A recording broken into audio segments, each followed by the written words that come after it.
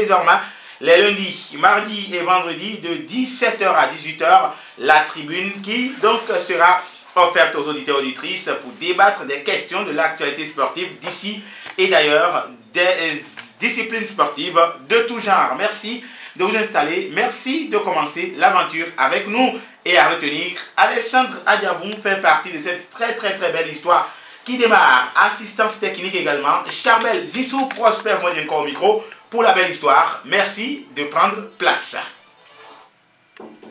Femme, à la fin, nous allons démarrer ce tout nouveau numéro de cette émission sur Cap FM, émission dénommée Sportissimo, désormais les lundis, mardis et mercredis de 17 h à 18 h sur votre radio par le tournoi international de handball qui s'est déroulé en terre béninoise. Les béninoises de moins de 17 ans se sont exprimées de bout en bout et elles sont arrivées en finale, mais malheureusement le trophée est reparti à Ouagadougou qui était donc le Burkina Faso qui était donc au cœur de cette organisation. Au cœur, c'est pour dire que ce sont les jeunes filles burkinabées qui ont réussi à soulever le trophée de cette rencontre à Nouakchott.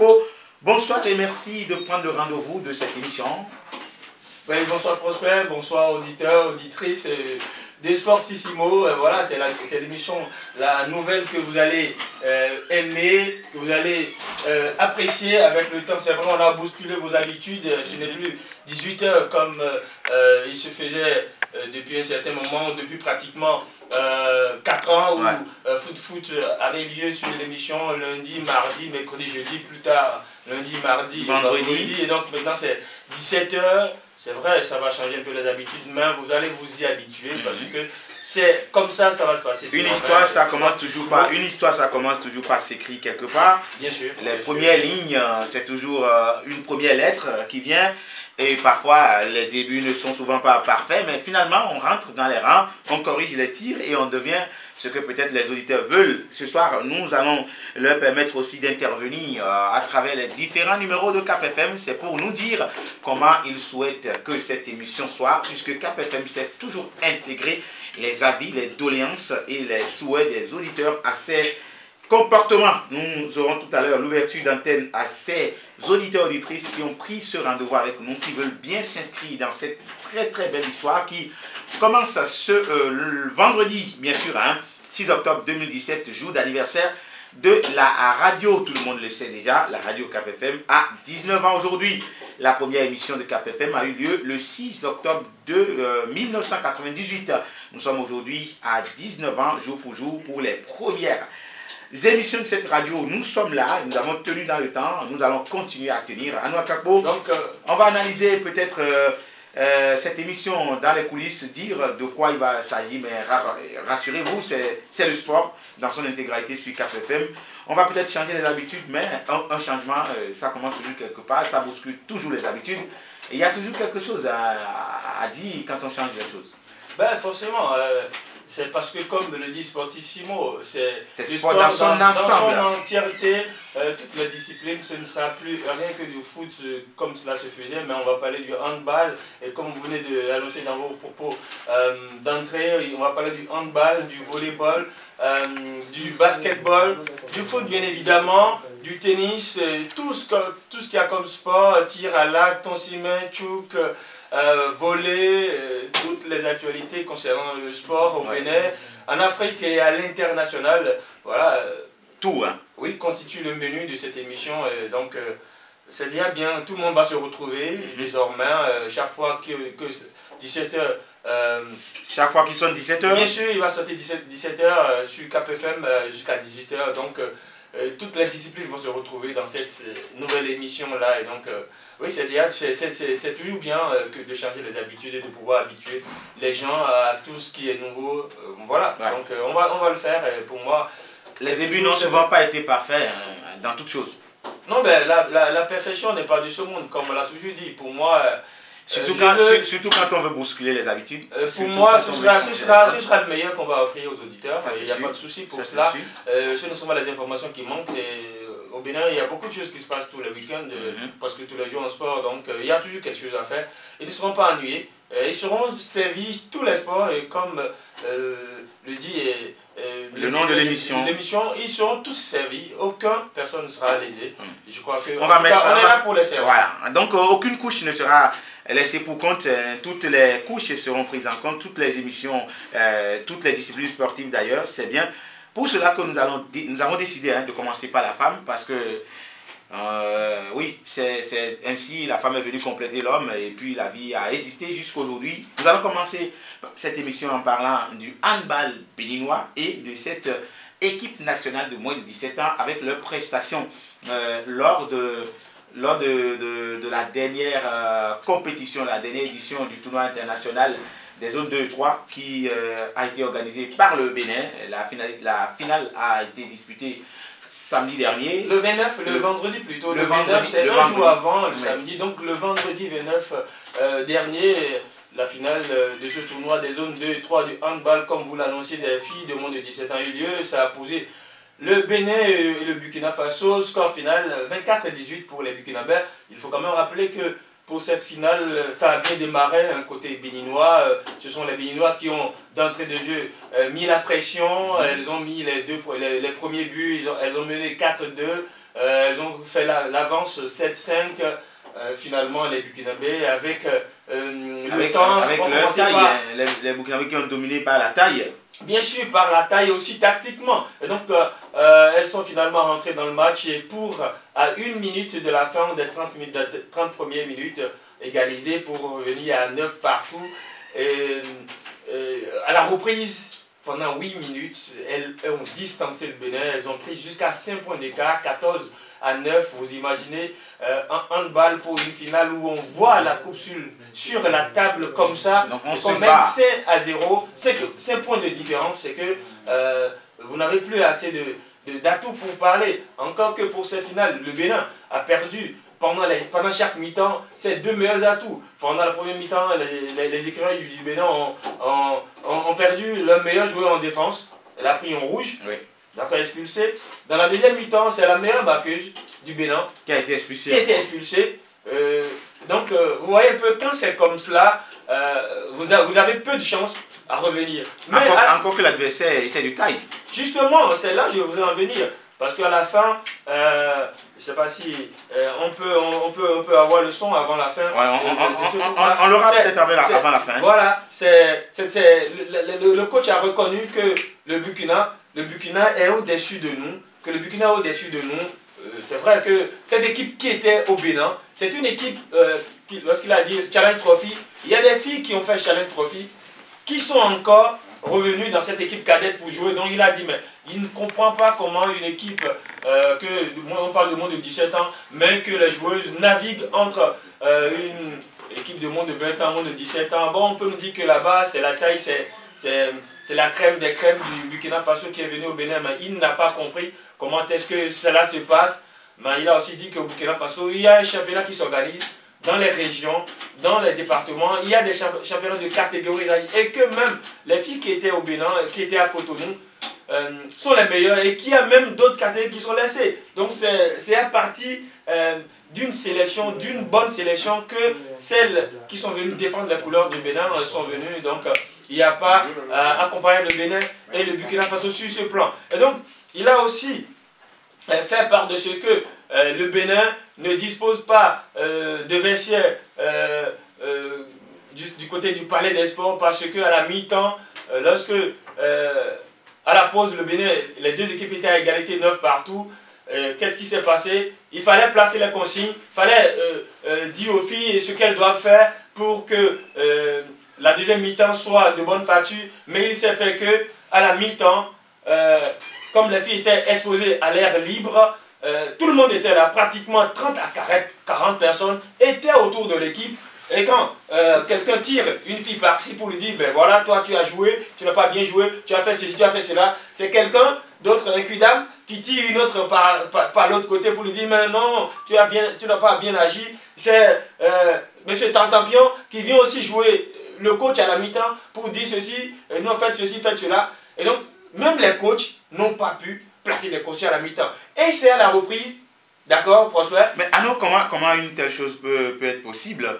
On est en train de jouer un match international. On est dans un tournoi international et une équipe nationale dispose de plus de 10 entraîneurs. Et à la mi-temps, les consignes ne sont pas passées. Non, en fait, ce n'est pas que l'équipe dispose de plus de 10 coachs. Mais il s'est fait que il y a une disponibilité de vestiaire oblige.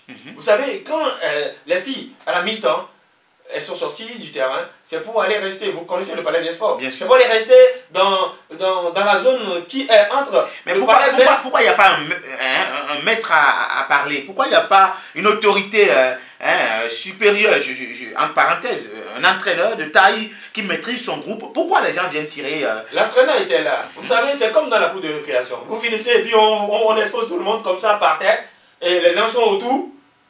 L'entraîneur peut dire, quelqu'un vient dire, ah, faites ceci, faites cela. L'entraîneur était même dépassé et c'est ce qu'il a reconnu. Il a dit que, mais, franchement, il peut reconnaître que l'entraîneur, le sélectionneur des seniors peut être là, les directeurs techniques et certains peuvent être autour d'eux. Mais que tout le monde, ça dit le public était là, en fait, c'est quoi? Tout le monde était venu pour voir les filles. D'accord, à la mi-temps, et donc quelqu'un estime être... C'est comme si l'entraîneur n'est pas maître de sa troupe, il n'est pas maître de son équipe.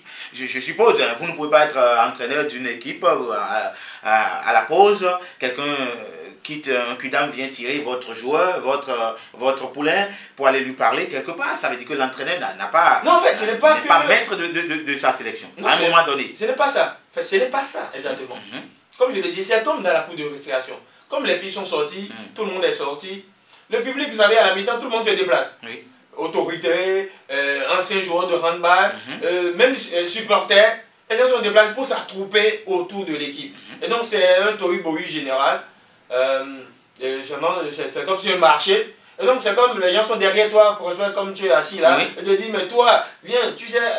Donc, même les coachs aussi. Chacun vient dire ce qu'il pense du jeu. Donc, les coachs étaient obligés d'attendre la reprise. Oui, et c'est à la reprise qu'ils ont commencé par placer les consignes. En ce moment, les Burkinabés ont déjà fait leur jeu. Mais est-ce qu'on peut éviter ce genre de choses? Est-ce qu'une équipe nationale, l'emblème d'un pays, est-ce qu'on ne peut pas éviter ça? Ce qu'on a vu au Palais des Sports, je pense que c'était à la limite...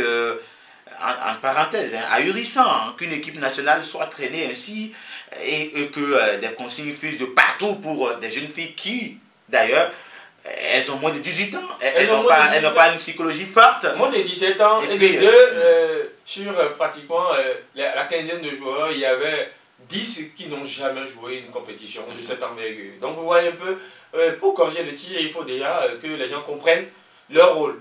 Quand vous confiez une équipe, d'accord, à un staff, laissez le staff faire le travail, quelles que soient les remarques que vous voyez, laissez le staff faire le travail. S'il y a des consignes, peut-être à passer, donc vous pouvez voir le staff pour leur souffler, mais ne pas aller toucher les joueurs. En fait, ce n'est pas ignorance, ce n'est pas méconnaissance de ce que ça veut dire, que cela se passe comme ça. Et aussi, comme il a dit, c'est l'indisponibilité de vestiaire. S'il y avait un vestiaire correct, bien sécurisé, où les joueurs étaient, quand la première partie est terminée, voilà, le staff est rentré. Vous savez comme cela se passe, on entre dans le vestiaire et on ferme à clé.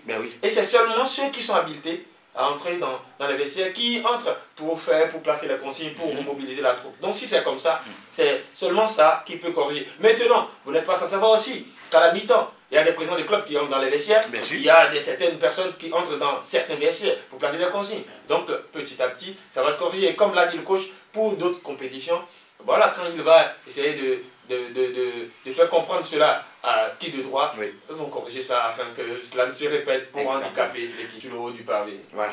On va rester avec le Bénin, on va toujours parler Bénin, et après tout, c'est notre pays et notre priorité aussi.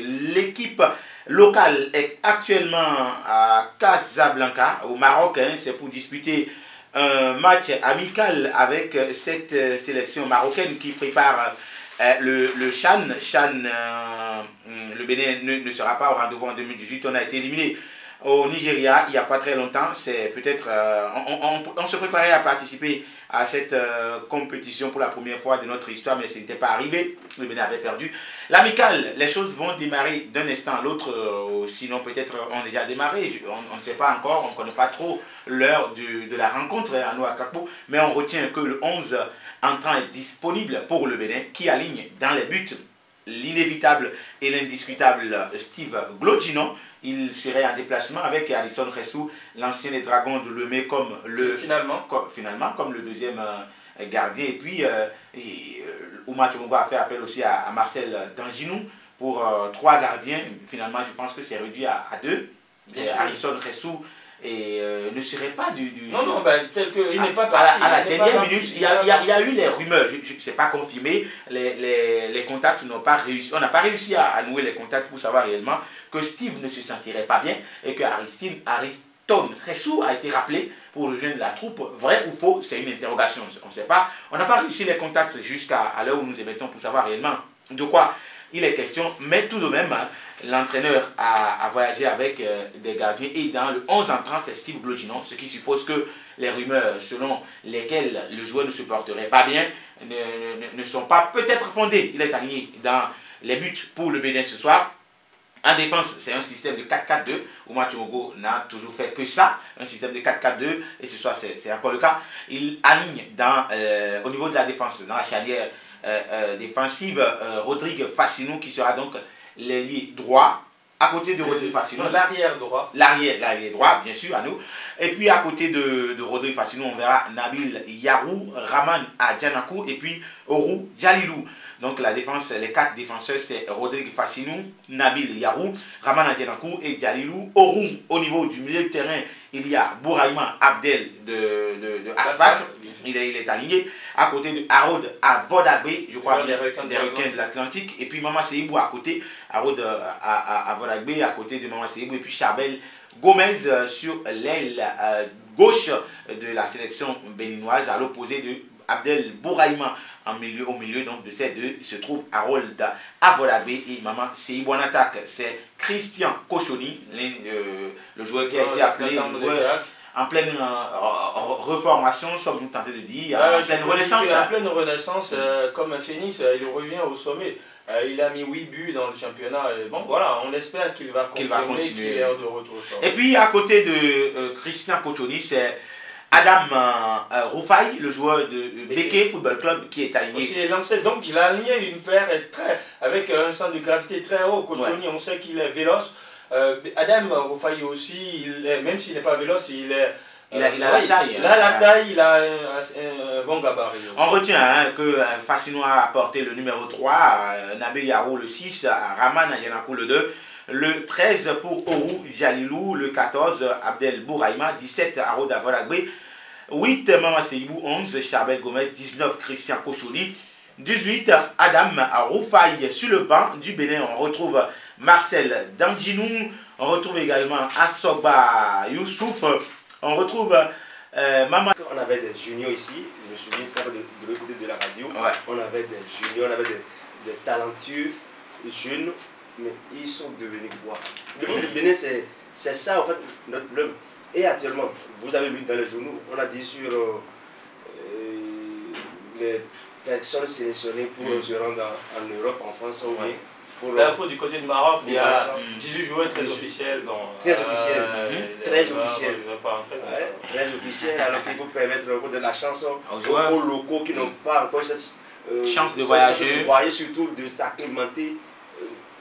Et de savoir qu'ils ont du boulot, d'aller voir ailleurs. Maintenant, le staff se met à la danse et tout le monde voyage. Je pense que c'est là que se trouve le problème du Bénin. C'est bien par rapport au Maroc, nous on va positiver, on ne peut pas dire autre chose. Non, pas du tout. On va positiver, on va dire bon c'est bien, mais est-ce qu'il faut aller là-bas pour, je sais pas, juste parce que c'est journée FIFA et tout le monde joue, parce qu'on nous a invités et parce qu'on nous a peut-être donné tous les moyens. C'est le mot-clé, on a invité, on nous met dans le confort qu'il faut, mais il faut que cela profite fondamentalement aux joueurs, qui leur emmagasinent beaucoup d'expérience.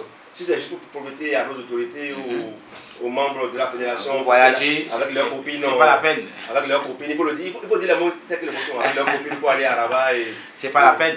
Pour s'offrir des instants de loisirs. Quand je vois un peu la configuration de l'équipe d'Oumar Tchongo, même si il n'est pas parti avec 21 joueurs, quand je vois déjà qu'il a dans son équipe type 11 entrants, il n'a pas aligné l'effectif d'habitude. Il a laissé certains joueurs qui ont disputé l'UFOA au Ghana. Voilà. À l'exemple de Salomon Junior, il a laissé Paten Kounou, il a laissé Jacques Besson. Mais même quand on laisse l'effectif avec lequel il est parti, quand on voit déjà ce qu'il a fait, le 11 type, en laissant Ogulola, Koupo, Bayeret sur le banc, c'est déjà une façon de faire. Il est parti avec Rodrigue Fassinou Nabil Yarou, Raman Adjanakou, Djalilou Orou, Bouraïma Abdel, Harod Avodagbe, Mama Seibou, Charbel Gomez, Christian Kochoni, Adam Roufaï, Marcelin Koupo, Gaston Rumbedji, Mama Sani Bayeret, Ibrahim Ogulola, Marcel Danginou, bien sûr, voilà les joueurs avec lesquels Oumar Chomogo a voyagé. On va changer de sujet, rester toujours sur le continent. Ça va bouger ce week-end pour les qualifs du mondial Russie 2018 dès ce soir déjà, avec un duel fratricide, sommes-nous tentés de dire, Mali-Côte d'Ivoire. Ce sera donc un duel à nous couper le souffle. Oui, Mali-Côte d'Ivoire. Parce que c'est serré dans ce groupe C. C'est vrai, même si le Mali n'a plus rien à espérer par rapport à cette Coupe du Monde là, je peux le dire ici parce que les Maliens ont 2 points, à moins que... Et la Côte d'Ivoire a 7. Hein. Oui, la Côte d'Ivoire a 7 points, à moins que le Mali batte la Côte d'Ivoire, batte lors de la dernière journée, je crois, le Gabon ou le Maroc, pour se qualifier, que toutes ces équipes-là ne font rien, que des nuls ou bien n'engagent aucun point, sinon le Mali n'a plus rien pratiquement à espérer. Seulement que la Côte d'Ivoire, comme vous l'annoncez, c'est un match très difficile parce qu'on a vu la Côte d'Ivoire aller battre le Gabon en déplacement et se fait battre à domicile. On a vu la Côte d'Ivoire qui évolue pratiquement sans ses joueurs cadres. Gervinho et tout ça sont blessés, certains ne sont pas appelés, même si le Mali aussi, aujourd'hui, a perdu son coach Alain Giresse. Donc, c'est la Côte d'Ivoire qui a beaucoup plus à gagner dans ce match-là, en faisant un bon résultat que le Mali a espéré une nouvelle qualification ou une qualification pour une 4e Coupe du Monde d'affilée. Oui, Afrique, 2 cadeaux, hein, sommes-nous tentés de dire. Côte d'Ivoire, Mali, ça va pas être facile. Avec la Côte d'Ivoire qui compte beaucoup de blessés dans son rang, il n'y aura pas Gervinho, il n'y aura pas Série, le joueur de Nice. Ça va être difficile pour la Côte d'Ivoire. Et oui, déjà que certains commentateurs, certains reporters se disent, est-ce que ces blessés sont tous blessés? On dirait que les Ivoiriens ne sont pas motivés. C'est bizarre, pour alors que c'est eux qui ont plus à perdre. Les Maliens n'ont rien à perdre, ils ont tout à gagner. Les Ivoiriens, j'aime que Série qu'on a vu jouer avec Nice. Avec l'OGC Nice. C'est vrai qu'il y a certains joueurs qui sont... On peut être blessé à tout moment, même en train de faire un footing. Oui, mais quand le site, vous savez, les clubs européens sont assez structurés. Hein. Si un joueur est blessé au-delà, sur le site, on voit que tel est blessé ou il a tel pépin. Série, apparemment, les Ivoiriens ont un problème de motivation. Et moi, je pense que le problème de la Côte d'Ivoire, sa malchance, c'est d'avoir choisi... On fait un jeu de débat. Cet entraîneur, cet entraîneur qui avait tout avec les Belges qui étaient premiers placés sur le plan mondial avant le mondial passé et qui ont tout perdu parce qu'il ne sait pas gérer les hommes.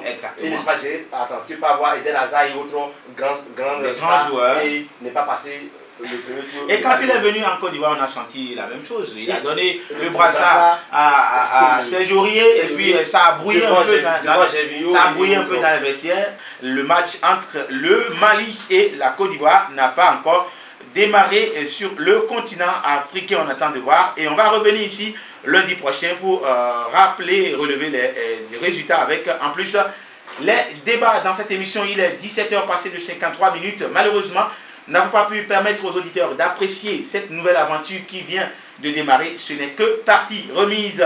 Nous ne savons pas combien de temps ça va durer, mais on espère que ça va être long comme les autres émissions qui ont déjà vécu sur Cap FM. Merci à Arnaud Akapo et à Florimond Aklansato qui ont fait partie de cette émission de ce soir. Merci à chacun et à tous. Vous faites bien de nous choisir de faire partie de cette histoire. Conclusion, Arnaud Akapo, on se retrouve lundi prochain. C'est pour dire que la Coupe du Monde des moins de 17 ans commande aujourd'hui en Inde, Mali, Ghana, Niger et la Guinée représentent l'Afrique. Mali, Ghana, Niger et Guinée. Florimond Aklansato, lundi prochain, 17h-18h, une autre émission Sportissimo. Eh oui. On est ensemble. Oui. On peut compter sur vous. Hein. Votre place n'est plus trop au service commercial. Quand le temps va le permettre, on sera là. On souhaite que le temps permette cela. Merci beaucoup Alessandra Diavoum pour la mise en œuvre de cette émission Je suis Prosper Vonimko, Sportissimo. L'aventure vient de démarrer sur Cap FM. Nous sommes vendredi 6 octobre 2017, date à retenir désormais dans l'histoire de cette émission et de la radio Cap FM. On se retrouve lundi prochain, 17h, 18h. Bye bye, ciao. Bonsoir à chacun, bonsoir à tous.